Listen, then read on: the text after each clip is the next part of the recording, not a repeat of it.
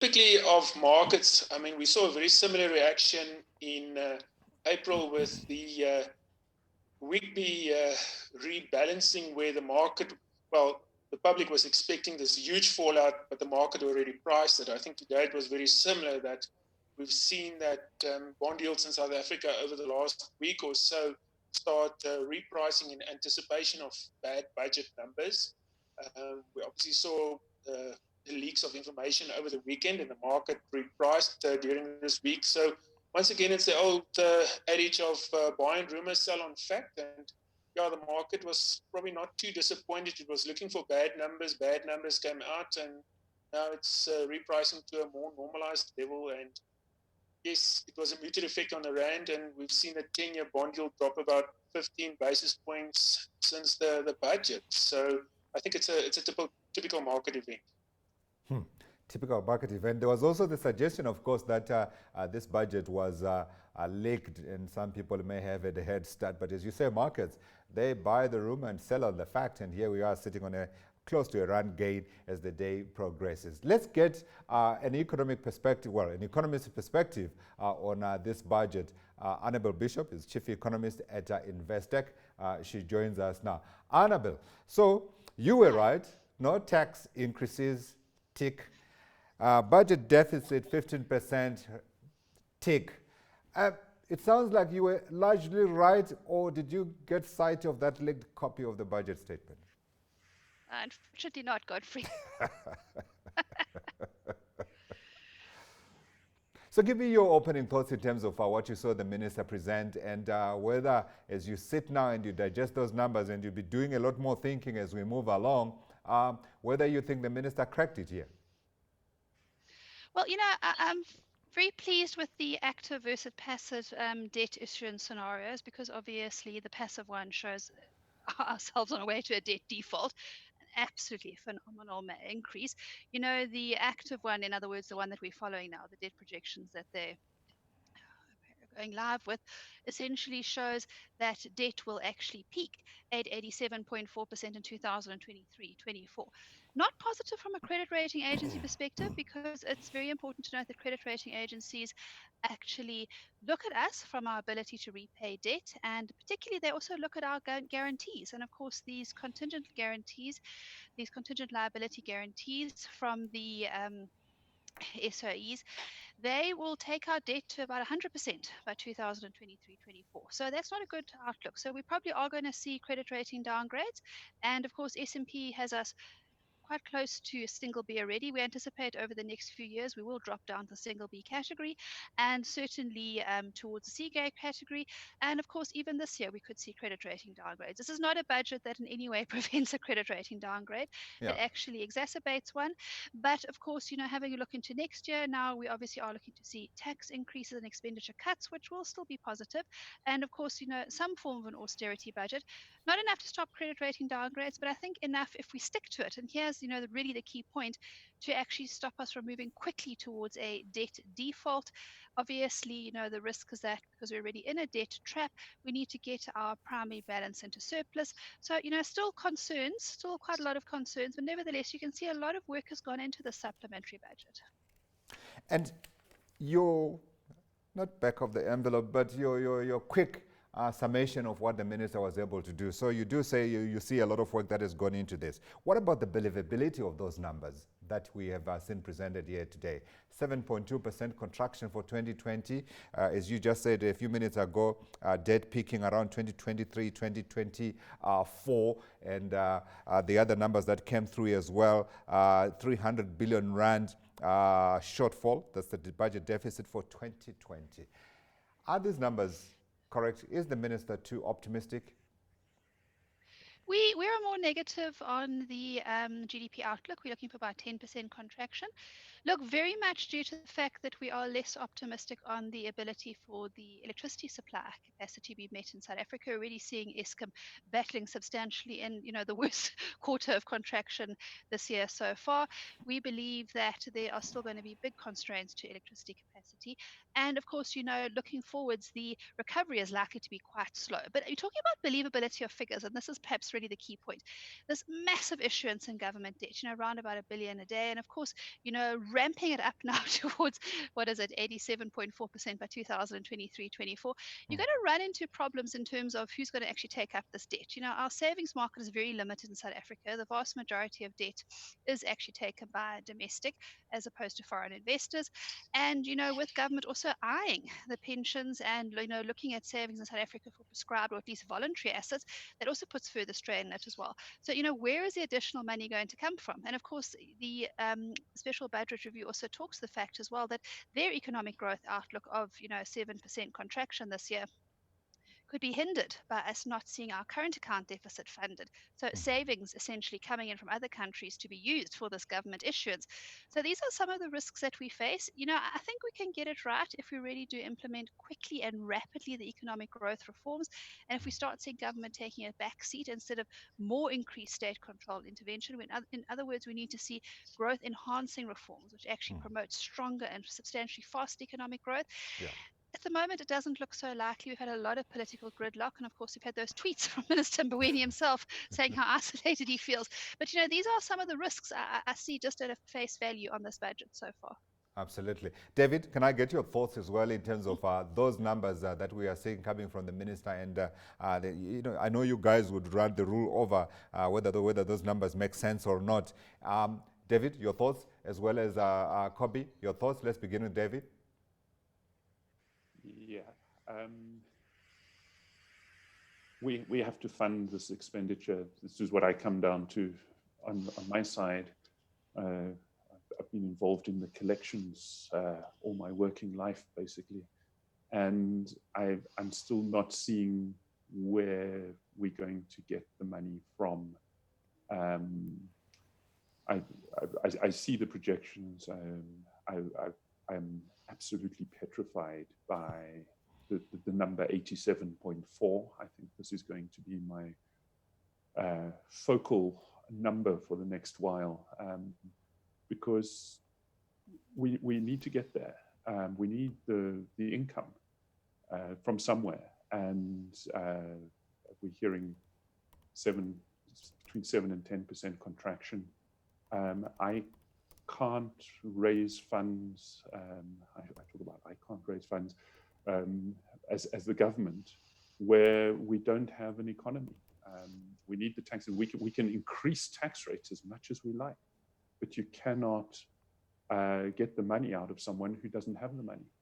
So to me, it has to be focused on that spending as wisely as possible, so that we can turn this around, use the disaster to turn things around, so that we can get that growth in the economy and we can start trying to dig ourselves out of this. Absolutely. That's what's worrying me. Yeah. And did you see enough in terms of measures to enable us to get out of that? Not yet. I'm fascinated on there were about 4 measures that SARS are going to take in terms of collecting more money. And I put little notes next to it in my document, focusing on international tax, particularly aggressive tax planning using transfer pricing. I don't believe that there's a huge amount in that. There's a fair amount of money in it, but certainly not going to fill a 330 billion rand hole. Then increasing enforcement to eliminate syndicated fraud, expanding the use of third-party data, improving collection of debt due. These are things that we should be looking at anyway, and particularly coming out of the period that SARS has gone through, where there's been some degradation in their capacity. Yeah. That's standard. I'm not seeing anything new. Yeah. I'm looking forward to the comments in the medium term, and then very forward to the budget speech next year to see just how we're going to raise this money that we need so desperately. Sounds to me like you are suggesting we're going to see some very big teeth coming through from SARS. Kobe, your thoughts? Thanks, Godfrey. My thoughts are slightly different than the rest. I'm not an economist, so I'm looking at it from the fact that there is money in the public sector. There's projects to be implemented, but we're not getting value for the money that is available to the public sector, and hence the debt that has to be incurred to fund what we do not have is putting a burden back on the taxpayer eventually. So ultimately, from where I'm sitting is, as my other colleagues have stated, it's how wise we spend the money. As we said earlier, a zero-based budget implies that every rand must be spent with its purpose that it was designed to spend. Not R1.50 or R2.50, it should be just the R1. So value for money through the implementation of sound supply chain management reforms has to occur to manage this budget and to deliver upon what the minister wants us to deliver upon as a sector.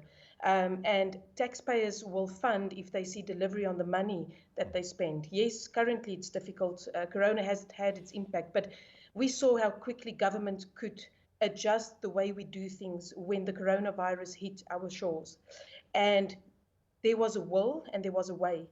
I do believe some critical audits need to be performed where big spending is happening. Continuous monitoring of our spend has to happen to ensure that by February next year, when Minister gives us the budget for 21-22, there's also a reflection back on what we have done with the limited resources and the borrowings that we had. And that's quite vital for me at this point. So we need to have the trust in our public sector. The minister has taken a lot of inputs from his MECs of finance, from the departments. Obviously, the Department of Infrastructure, or Public Works and Infrastructure, has a vital role to play in this implementation of the budget that we have. Do you believe this minister? I believe in the minister. He was quite an inspiration to me when I was still studying. So there's a will, and he must show the way. Okay. Tito, vote of confidence. Ian, can I get from you just a sense in terms of where we go from here with Tito Mboweni and the markets? So the minister has been, I think this is his second year, if I am correct, and as a market, from the bond side of it, is this a minister that you think when he gives those numbers, you guys believe him, and you think you'll be able to carry out the reforms as well as the push that's required? Godfrey, I don't think it's necessarily about the market not believing the minister. I think the market definitely believes the minister. I think the big issue that we find is how does it actually get implemented? Because he's the minister and he can put policy in place and do whatever it takes to be a minister. But it takes the political will of various levels in government to implement and actually act on it. And I think that's what the market is waiting for. So I think it's not about the policy, it's about the implementation of the policy. It's not that we don't believe the numbers or we don't believe the minister. We do. I think the market likes the minister, but I think the jury is still out. Is can the wider national treasury actually implement this into SOEs that they control? Does the Department of Public Enterprises actually buy into this? Can you actually have the wage negotiations with the public sector unions? Can it be done? I think that's the part that the market actually wants to see. It's not the policy. I think the policies are good. But can you actually do it? Can you get that buy-in from the various parts of the economy into the budget? I think that's the important part that the market is waiting for. Absolutely. Thank you. Ian. Annabelle, you have the final say. How does he emerge, Tito Mboweni? I think he emerged very well, and obviously people may disagree with me, given the huge difficulty of the situation he's in. I think it was a well thought out solution, but obviously that could have gone further, and I think the reality of the situation is that we're going to be very fiscally constrained and that they're probably going to battle even to implement the recommendations that they are making in this.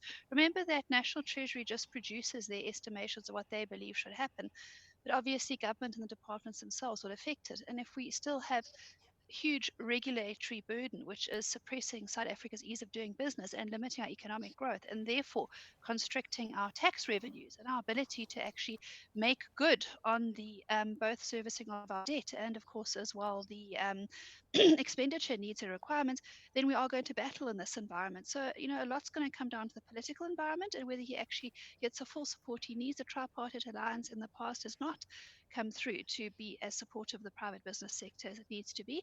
And the reality of the situation is if you want strong economic growth, it can only come from the private sector. The private corporate sector is the only one that can provide jobs and growth.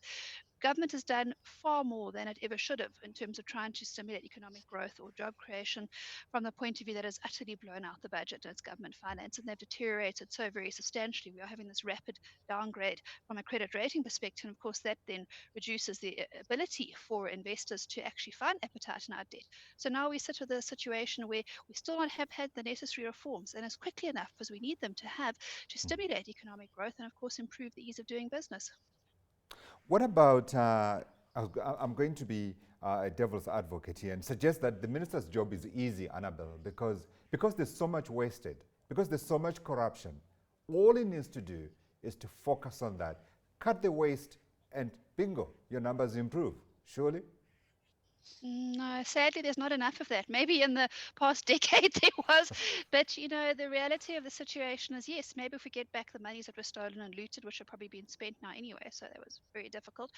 But the reality of the situation is, unfortunately, that's not enough. The massive expenditure priorities that we have versus the very limited income that we come in, there's really only one solution. It's very fast, very strong economic growth. Remember, in the 2000s under Thabo Mbeki, we had substantial tax cuts, not the tax hikes which we're now Yes. going to get next Yeah. year.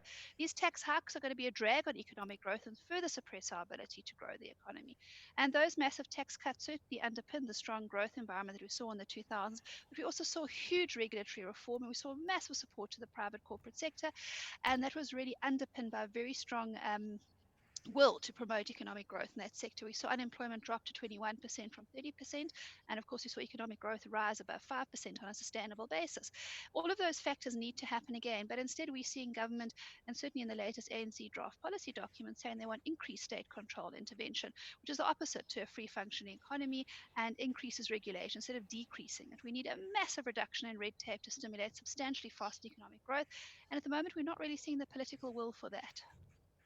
Without doubt, Annabelle, I agree with you, but I'm going to suggest that because the task that needs to be done is so big, there's bigger scope to win because, well, he's got to live up to perhaps one of the best presidents that this country has had. And I remember the days when people were vilifying Thabo Mbeki, and here we are today saying, where are you, Thabo Mbeki? Can you come back, please? Well, that's just me. Let me thank my guest, Kobe van Antwerpen. Thank you. Head of Public Sector and Financial Management Service at BD, or Ian Scott, Head of Fixed Income at Momentum. Thank you for those inputs from the bond market. And David French, Tax Consulting Director at Mazars. Thank you. Annabelle, as always, till next time, goodbye.